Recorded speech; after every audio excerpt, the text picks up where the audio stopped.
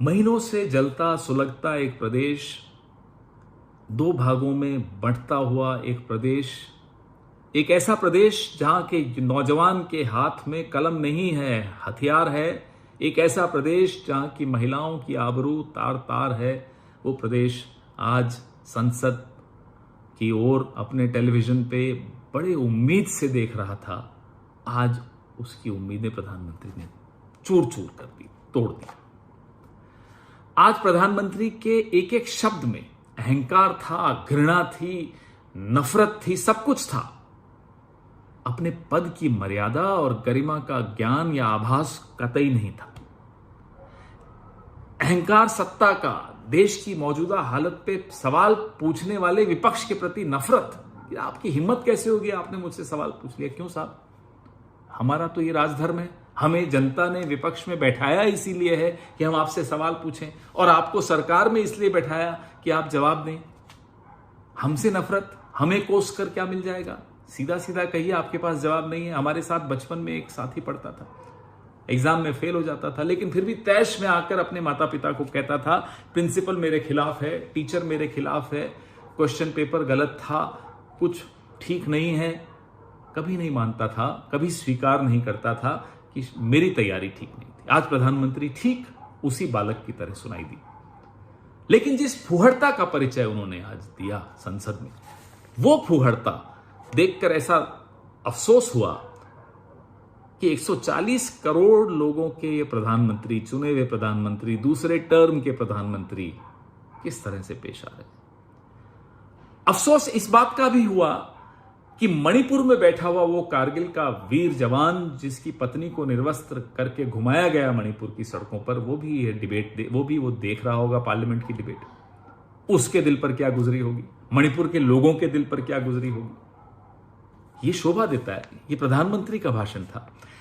यह भाषण न मणिपुर के लिए था, न देश की जनता के लिए था। यह भाषण हार की कगार पर खड़ी हुई, टूट चुकी अपनी सेना का मनोबल बढ़ाने भर के लिए था। और अक्सर इतिहास में उदाहरण आपको मिलेंगे कि जब भी एक तानाशाह हार की कगार पे खड़ा होता है, वो ज्यादा आक्रामक दिखाई देता है। जब रशिया की आर्मी, सोवियत संघ की आर्मी बर्लिन में भीतर आ चुकी थी, तब भी हिटलर का प्रचार तंत्र रेडियो के माध्यम से जर्मनी की जनता को जोश दिला रहा था कि साहब हम युद्ध जीत चुके हैं।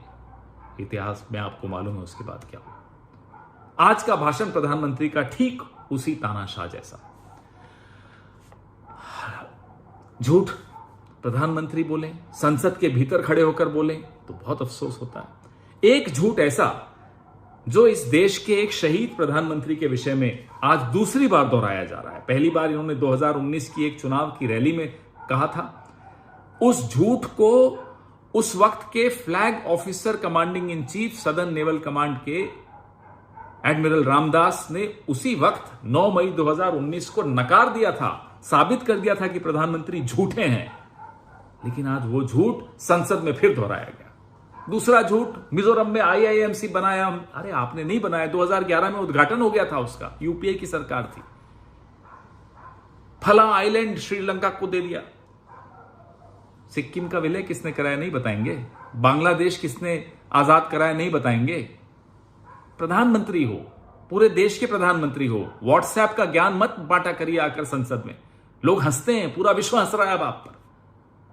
आप अपने आप को मूर्ख बनाते रहिए कि साहब मैं जब बोलता हूं पूरा विश्व कुछ नहीं सुनता आपकी बात। आपके अपने साथी आज सो रहे थे संसद में, यह स्थिति आ गई आपकी, क्योंकि वो भी आपकी हकीकत समझ गए हैं, जान गए हैं। उन्हें भी अपनी कॉन्स्टिट्यूएंसी में जाकर चेहरा देखना होता है, दिखाना होता है। वो भी परेशान है, क्या जवाब देंगे लोगों को जाकर। अपनी चिंता नहीं होगी आपको, फकीर हूं झोला उठा के चलिए, उनकी तो चिंता कीजिए।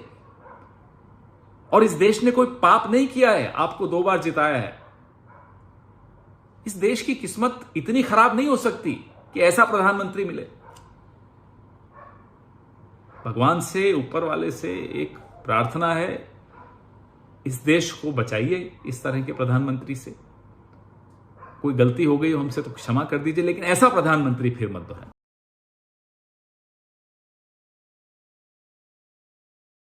नेता राहुल मोदी बोले, लिखे जितेंद्र जी,